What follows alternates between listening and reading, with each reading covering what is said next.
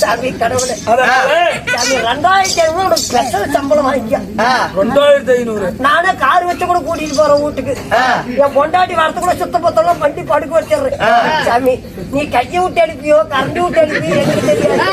என் பொண்டாட்டி கருப்பு இருக்கிற கருப்படி இதுல இருக்கிற புடிங்கி ஏறி நெஞ்சு போடுங்க.